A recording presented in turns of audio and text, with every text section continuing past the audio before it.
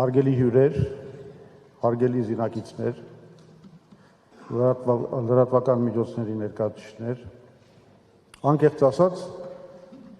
ես բավականին ոգևորված եմ այն մթնոլորտով, որ այսօր տիրում է այս դահլիճում։ Անցած ելույթները ինձ թույլ են տալիս եզրակացնել, որ այն համախմբումը, այն կոնսոլիդացիան, որի մասին մենք խոսում ենք, այնքան էլ երազանքային բան չի եւ բավականին իրատեսական է։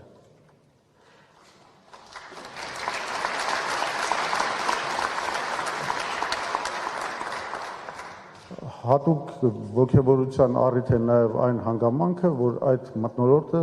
ձևավորվում է այս պատմական դահլիճում, որտեղ իսկապես 1990 թվականին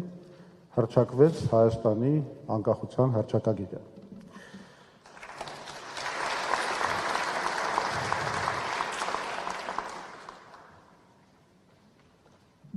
Հիմա դիմեմ զինակիցներին, սիրելի զինակիցներ, նախ ցանկանում եմ ասել, որ հպարտ եմ այն հանգամանքի համար, որ Հայ ազգային կոնգրեսի վարչության Հանրապետական խորհրդի կողմից մեր թույլ տվեք ասել լեգենդար կուսակցության բոլոր սկզբնական կազմակերպությունների միաձայն աջակցությամբ ընտրվել եմ Հայ ազգային կոնգրեսի վարչապետի թեկնածու առաջիկա խորհրդարանական ընտրություններում։ Սա առաջին հավաքական հանդիպումն է այդ որոշման ընդունումից հետո, եւ ես չեմ կարող չօգտվել այս առիթից բոլորիդ իմ երախտագիտությունը հայտնելու վստահության այն հսկայական պաշարի համար, որ դուք ինձ շնորհեցիք, վստահելով այս ընտրություններում կոնգրեսին մեր հանրությանը ներկայացնելու պատիվը։ Ողջունում եմ այս դահլիճում հավաքված գաղափարական զինակիցներից, որոնց հետ պայքարի մի քանի տասնյակ տարիների ճանապարհ եմ անցել, որոնց կյանքի գլխավոր առաքելությունը դարձել է մշտապես լինել ճշմարտության կողմը, լինել ազգային շահի պաշտպանության կողմը։ Անկախ նրանից, թե ինչ ենք ստացել այդ սկզբունքներին հավատարիմ լինելու համար, հաղթանակի բերկրանք, հպարտություն մեր պետականաստեղծ հաջողված գործերի կամ նվաճված ժողովրդավարական ազատությունների համար, թե անեծք, հալածանքներ, ոստիկանական մահակների հարվածներ, ազատազրկում, առողջության եւ շատ դեպքերում նաեւ կյանքի կորուստ։ Հիմա շրջվում եմ ետ, նայելով մեր երիտասարդների վրա, որոնք նույն գաղափարական արժեքների մղումով մշտապես գալիս են դեպի մեր շարքերը եւ հույս ունեմ, որ նրանք սարսափահար չեղան այսին վերջին խոսքերից։ Վստահ եմ, որ ոչ, որովհետեւ չկա ավելի մեծ բերկրանք, քան ճշմարտության եւ արդարության առաքելության մեջ ապրելը։ Բայց ինչ է կատարվում այսօր մեր երկրում։ Հիմա խոսենք մեր ընդհանուր գործերի մասին։ Այսօր մեր երկիրը գտնվում է անարդարների, անառակների եւ խաբեբաների ձեռքում։ Երկրի վարչապետը, որը ինքնասիրահարված տմարդի արկածախնդրությամբ մերժելով Մինսկի խմբի 2019 թվականի հայանպաստ խաղաղության առաջարկը երկիրը սուզեց ազգակործան պատերազմի հորձանուտը, հայոց պատմության ամենախայտառակ եւ նվաստացուցիչ պարտությունը հանդգնում է ներկայացնել որպես ինքնիշխանության պահպանման մեծագույն հաղթանակ։ Պետությունը Ադրբեջանի նվաստ կամակատարի աստիճանի իջեցրած այս ողորմելին խոսում է անկախության աննախադեպ աստիճանի մասին։ Զանգերուզուրյան միջանցքի հանձնումը մատուցվում է որպես ինքնիշխանության տրիումֆ։ Սահմանադրության խախտումները, շինծ ու գործերով քաղաքական հակառակորդների հալածանքները ներկայացվում են որպես պայքար եկեղեցու պղծության եւ ԿԳԲ-ի գործակալների դեմ։ Այս օրելյան պրոպագանդան զուգորդվում է էժանագին եւ անճաշակ քարոզչությամբ, դատարկ սրտիկների կլոունադայով, անճաշակ խրուշչովատիպ գլխարկներով եւ հանդերձանքներով, անսլուխ եւ անտաղանդ վարչաբենդությամբ, փնթի, անճաշակ, անկիրթ ծաղրածում,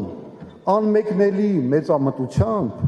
մեր ժողովրդին դաստիարակության եւ կրթության դասեր է տալիս։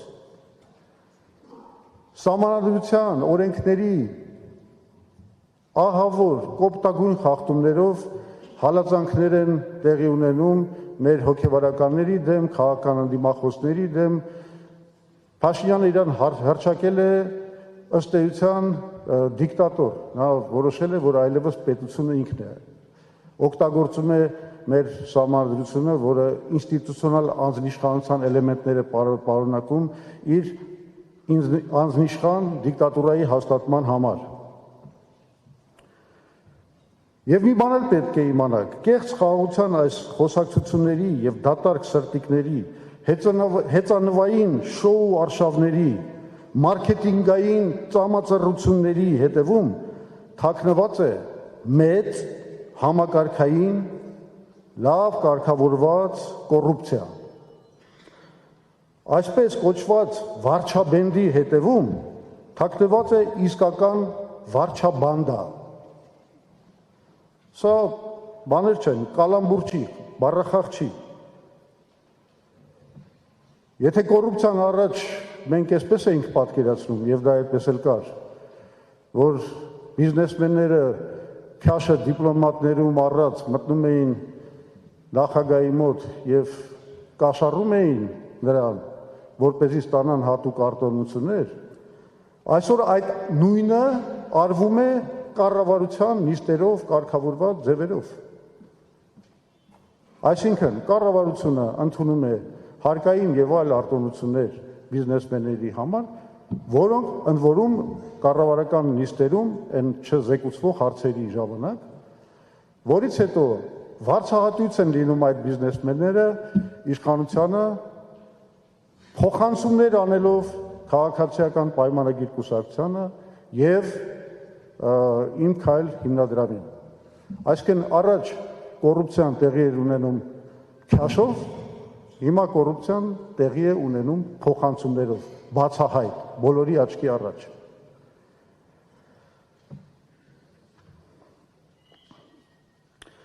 Հարց է ծագում, եթե մենք տեսնում ենք այս ազատության դեմ, այս ժողովրդավարական ազատությունների դեմ այս արշավները, եթե մենք տեսնում ենք այս համատարած կոռուպցիան, ինչու այդ ամենը չի տեսնում աշխարհը, ինչու արևմտյան դեմոկրատիաները աչք են փակում այդ ամենի վրա։ Դա ունի շատ պարզ բացատրություն։ Ժամանակին Ամերիկայի Միացյալ Նահանգների նախագահ Ֆրանկլին Դելանո Ռուզվելտը անդրադառնալով Նիկարագուայի դիկտատոր Անաստասիո Սոմոսայի կերպարին ասեց մի ֆանտաստիկ ֆրազ։ Ասեց՝ միգուցե նա շանտղա է, բայց նա մեր շանտղան է։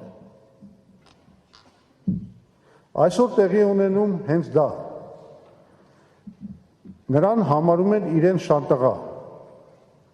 բայց գոնե արևմուտքի շանտղան լիներ։ Իրականությունը շատ ավելի դաժան է։ Նա դարձել է Ալիևի կամակատարը, որն էլ օգտագործելով իր կապերը Իսրայելի եւ Ամերիկայի Միացյալ Նահանգների վարչակազմի հետ ամբողջությամբ իրեն ենթարկեցրել է Փաշինյանին, դարձնելով նրան ըստ էության Ադրբեջանի կուսակալը Հայաստանում։ Այս վիճակից ելքը ո՞րն է։ Բոլոր հավաքվածներին ազդալիճում, եւ մեր զինակիցներին, եւ մեր հարգարժան հյուրերին, ուզում եմ մի բան ասել, որ կա մի ելք, որ մենք կարող ենք միասնաբար իրագործենք։ Եվ դրա համար ես հիմա կընթերցեմ մեր Հայ ազգային կոնգրեսի 23-րդ համագումարի բանաձևի նախագիծը, որտեղ մենք առաջարկում ենք այդ ելքերը։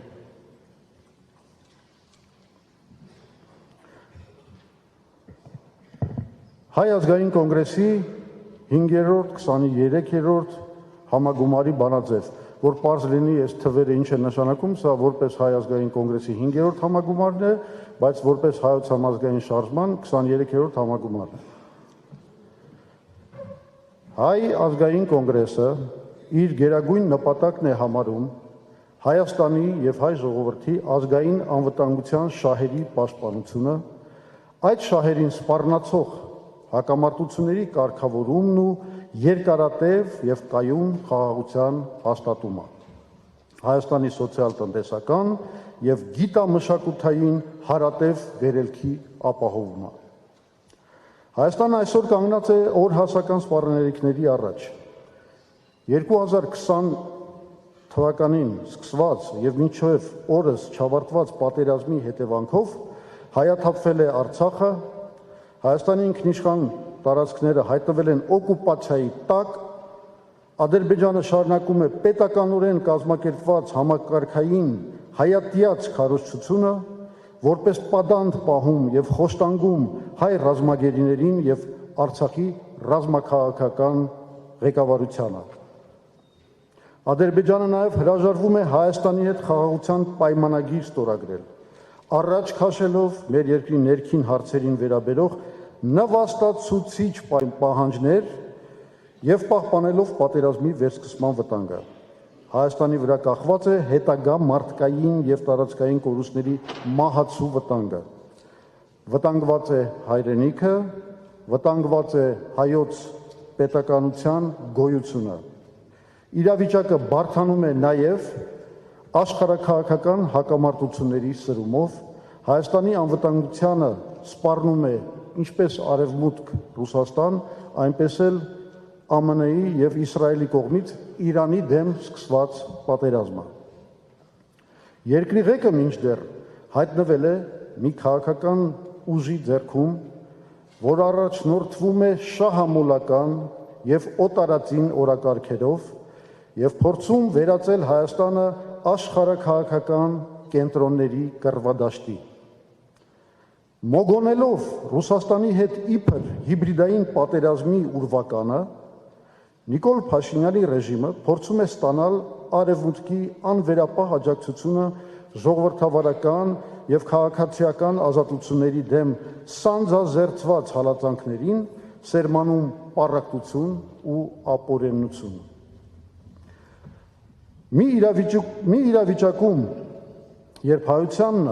օդի պես անհրաժեշտ է համերաշխություն եւ համախմբվածություն արտաքին սպառնալիքներին դիմագրավելու համար, ռեժիմը քաղաքական բոլոր անդիմախոսներին, որոնք կարող են իշխանությանը լուրջ մարտահրավեր նետել, առաջիկա խորհրդարանական ընտրություններում վերագրում է խաղաղության օրակարգը իբր պայթեցնելու եւ Ռուսաստանին ծառայելու շինծու մեղադրանքներ։ Հատկապես արգահատելի են ապօրինի հարձակումները հայ առաքելական Սուրբ եկեղեցու նկատմամբ, որոնք ըստ էության ուղղված են մեր պատման մշակութային ինքնությանը քայքայիչ հարվածներ հասցնելու նպատակին։ Ժամն է նորից 1988-ի շարժման ոգուն հավատարիմ մեր ժողովրդի հավաքական հզորությամբ ձևավորել Հայաստանի եւ նրա ժողովրդի մեր ամբողջ ազգի շահերից բխող իսկական հայկական օրակարգ։ Ելնելով այդ նպատակից հայտարարում ենք, որ Հայ ազգային կոնգրեսը մասնակցելու է հունիսի 7-ին կայանալիք ընտրություններին եւ իր առաջիկա քաղաքական գործունեության եւ ապագայում Հայաստանի կառավարման գործում առաջնորդվելու է հետևյալ սկզբունքներով ու մոտեցումներով։ Առաջին, խաղաղության հաստատում եւ երկաթուղային հանգույցի կառուցում։ Հայաստանի կայունությունն ու անվտանգությունը մեծապես կախված են մեր երկրում հակադիր աշխարհաքաղաքական եւ Հայաստանի ազգային անվտանգության շահերի ներդաշնակեցման հետ ինչը ամուր հիմք կդառնա կայուն եւ երկարաժամկետ խաղաղության հաստատման եւ անվտանգության ապահովման համար։ Հայաստանը պետք է նաեւ հաղթահարի ծովից կտրված ցամաքային երկրի տնտեսապես անբարենպաստ կարգավիճակը, սեփական ինքնիշխան տարածքում կառուցելով երկաթուղային հանգույց, որը ոչ միայն թույլ կտա մեր երկրին առավելապես ինտեգրվել համաշխարհային տնտեսության համագարքում, այլև դառնալ ռազմավարական տրանզիտային կենտրոն։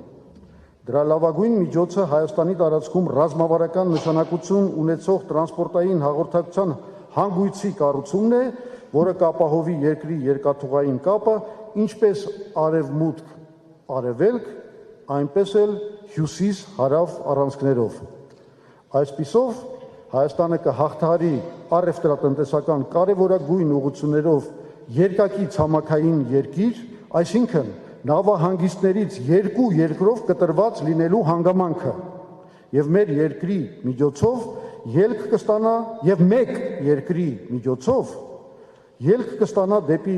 միջերկրական ծովի եւ հնդկական օվկիանոսի նավահանգիստներ, էապես մրցունակ դարձնելով Հայաստանի տնտեսությունը։ Մեր առաջարկված TRIP plus BRICS նախագծի իրականացումը այսպիսով ոչ միայն կհաստատի կայուն խաղաղություն, այլ նաև կնպաստի Հայաստանի սոցիալ-տնտեսական արագ զարգացմանը։ Երկրորդ,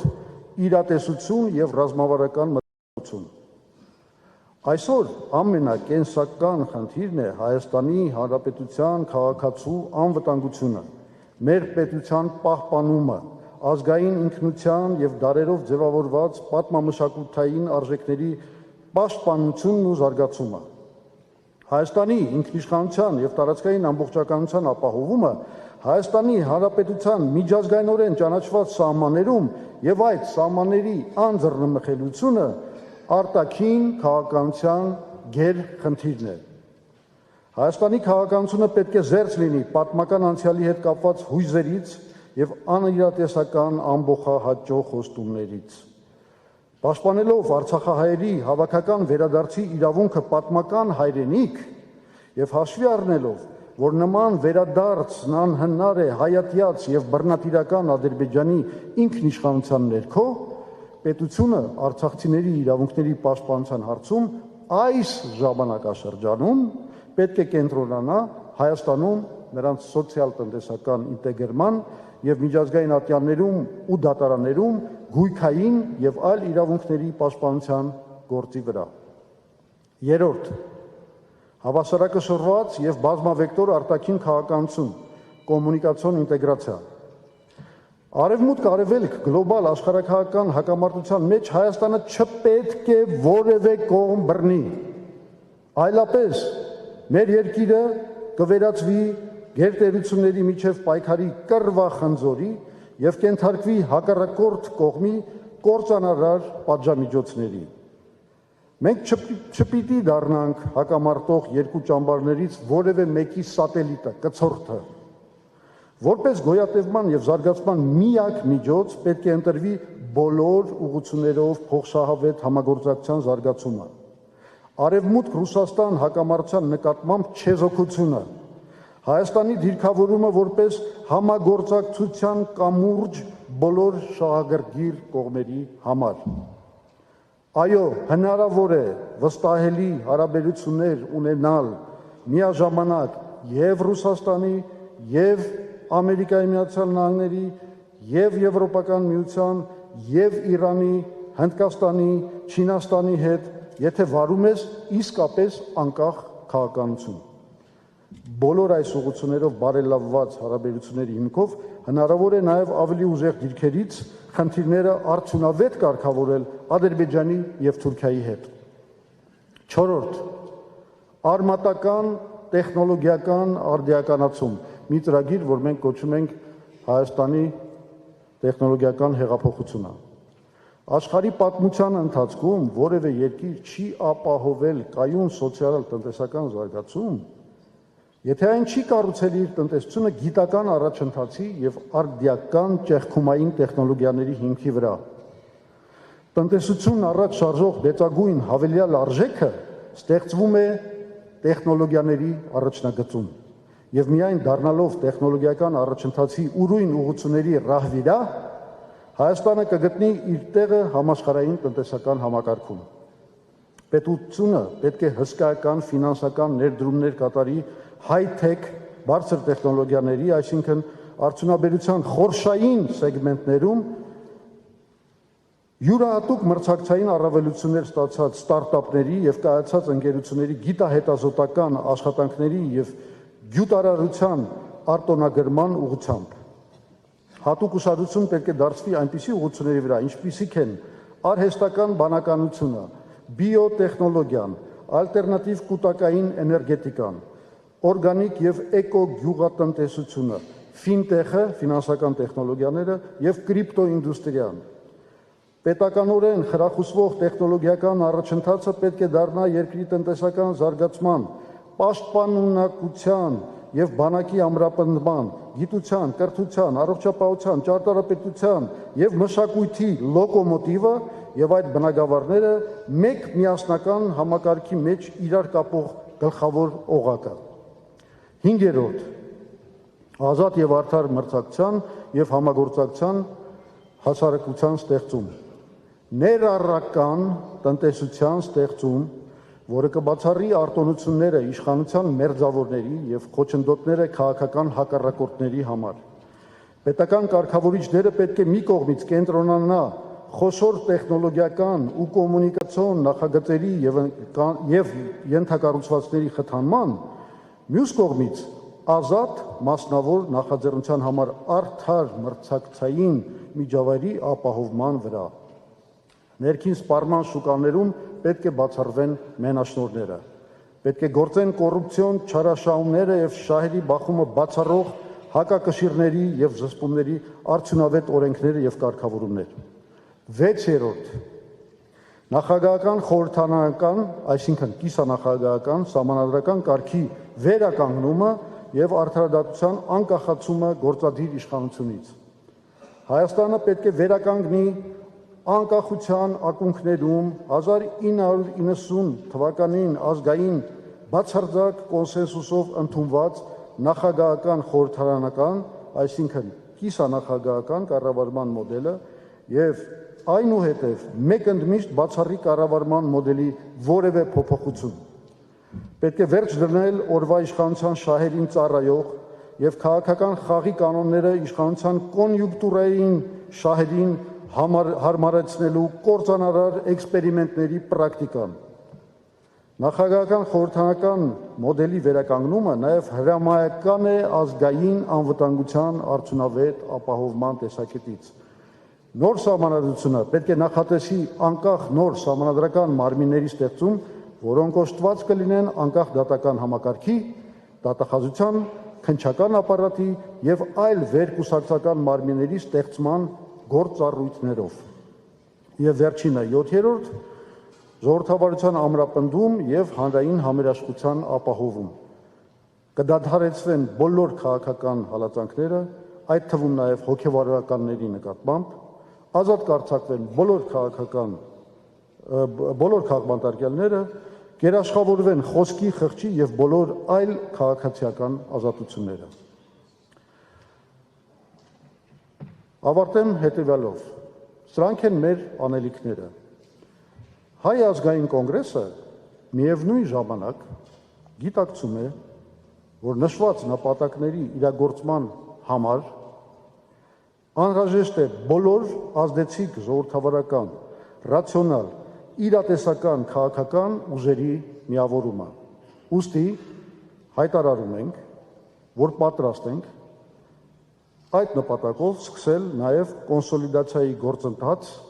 ուժեղ Հայաստան կուսակցության եւ այլ ուժերի հետ միասին։